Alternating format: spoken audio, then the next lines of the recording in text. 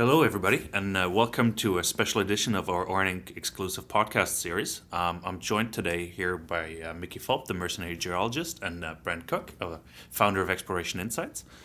We're here at the one-to-one conference in New York, and I'd like to welcome Mickey and Brent to this interview. Hello. Yeah. Thanks, Guy. Yeah, good to see you, Guy. Good to see you. It's been a busy day and a half so far, and the conference is about to wrap up in another couple hours here. What are your impressions? Well, I hope it's longer than a couple of hours because I speak in 4 hours. Okay. I'm the last speaker on the docket today. So we got half a day to go. Okay, So yeah. Mickey will put a bow around it for us, and we'll wrap things up here. But what are your impressions so far? Like Brent. It's been a good show. I like the setup. I like the one-to-one meeting. It gives companies real face time with people who are somewhat interested and apparently have money to invest in this sector. It's not very crowded. Which I take as a good sign, is that the money's not here yet. They're on the sidelines, and I think it was Mark that presented the idea that there is a lot of money on the sidelines, just waiting for the chance to get in.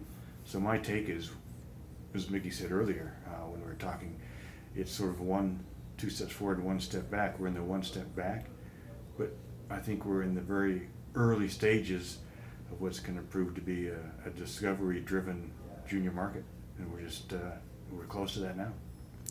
Now, companies had pretty much full schedules, as had the investors. So I think both sides were quite pleased with that.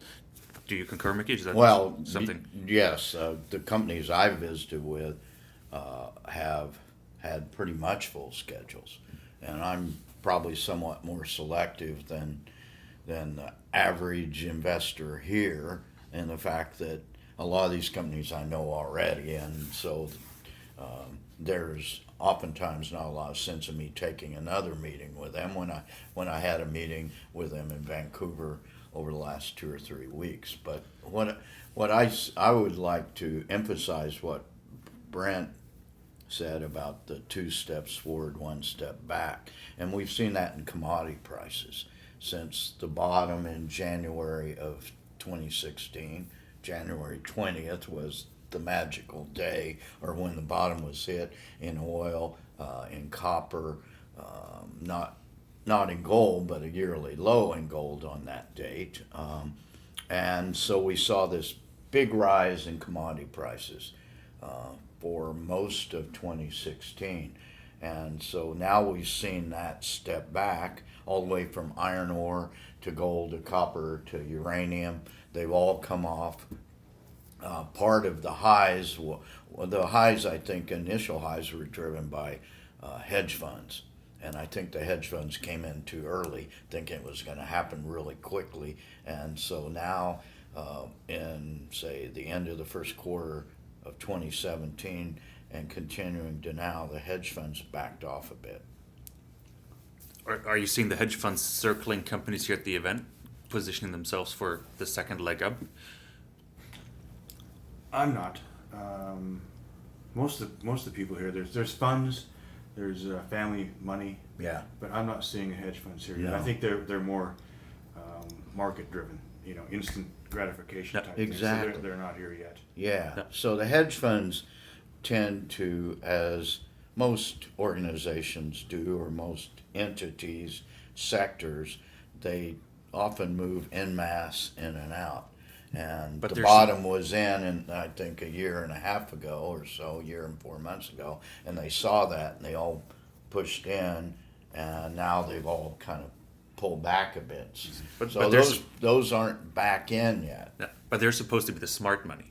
No, right? I don't think so. I think supposed to be. The smart right? money is, the smarter money anyway, are the mining companies. And what I'm seeing now, which I take as a positive, is they're starting, they've done their layoffs, they fired their exploration guys, they've cut back on CapEx and development costs, but now we're starting to see a lot of these companies either finance junior companies or earn into projects, because they're looking further down the pipeline and they've got nothing, and they know their production profile is going down. So it's interesting that these guys are starting to recognize we better start looking for something new, because it's going to take years to discover, develop, and bring it online. So there's a real shortage of new discoveries and deposits, and it's a perfect setup for junior companies and people like Mickey and I, and that's what we look at, because you can recognize a discovery early on and just ride it until it falls apart or it gets acquired. This is a good time. What do you make of it when companies like the mid-tiers of the producers come into, let's say, junior explorer as the second company investing? Like, what does that create? Like, how do you interpret that? So I think Gold Standard Ventures has a couple majors in there invested for them. What that competition between the majors? Do you see that intensifying then as well? Like, and what's the point of doing that? I don't understand. I mean, that's a unique situation, Gold Standard, and I think. Yeah, I'm trying to think if there's anybody else that has I'm not that. aware of any other, but they've got significant. They've got a unique land position in the Carlin Trend, so that's the unique situation there. Okay. I think what we've really seen, I think what you're talking about, is in gold space, and we've seen the gold companies it's mostly the gold companies that are doing this. They're taking equity positions in junior companies with very good ground or discoveries that have potential to be bigger versus acquiring these companies outright. So the model's changed a bit, and the model has also changed a bit, I think, for the gold companies in the fact that they're looking further downstream. I'm not sure I said that right. They are looking at less advanced projects, which we have not seen that for quite some time, where they take equity positions in grassroots exploration. An example would be Newmont in the eastern Yukon and the deal they made with Goldstrike. That's a bunch of rock chip samples. Yes, but it's a smart strategy. It's much cheaper for them to invest in Goldstrike or in Australia Hammer Exploration or Hammer Metals or in Colombia with Continental. Much cheaper for them to do it and more efficient to do it that way, rather than trying to set up their own office and staff and all that. This is a good way to get a good piece on an efficient group doing exploration in a terrain that you're not really there. It's new. So when you come into these conferences, like the one-to-one conference we're at right now, what are you trying to get out of it? What's your motivations? Are you looking like my personal motivation is like I'm looking for new companies I haven't met before. Yeah, like listening to new stories. Is that for me too?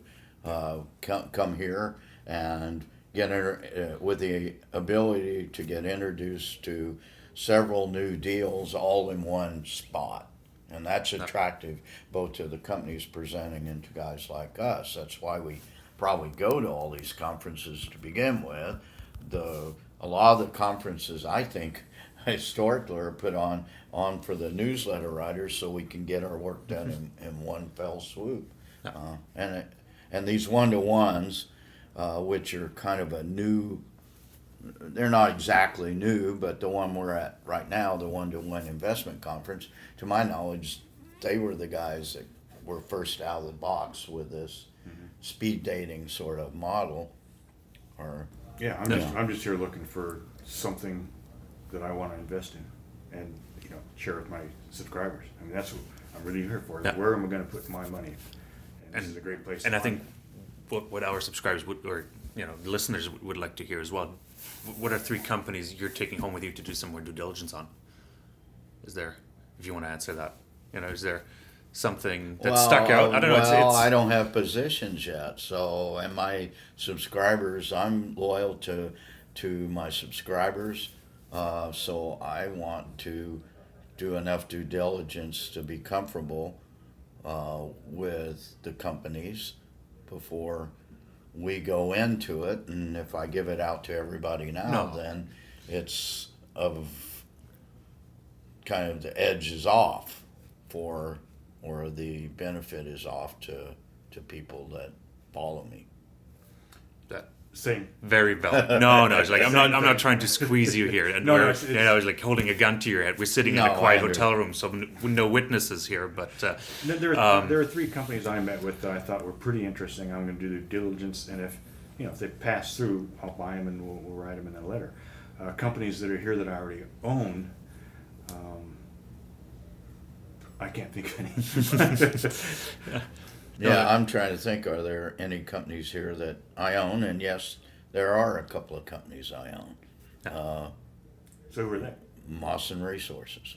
So I own Mawson Resource and own them a long time.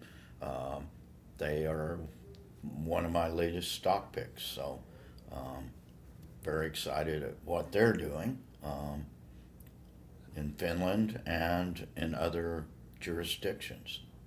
So this is the last conference, I think, before the summer break, at least in my schedule. We have the Sprott conference coming up in July before things really quiet down. Do you have any summer projects, anything you're planning on doing just to wrap things up here? I'm going to Mexico, I'm going to Ireland, I'm going to Alaska, I'm going to Nevada. So Yeah, I'm going to play a bunch of volleyball. I'm going to be in Japan, Nevada, Mexico, probably Alaska as well. That's as far as I can see up until the Beaver Creek, which is in early September, mid-September. September 18th, I believe. So my great. schedule is between here and the end of July, or maybe mid-August. Now, I haven't really looked further than that.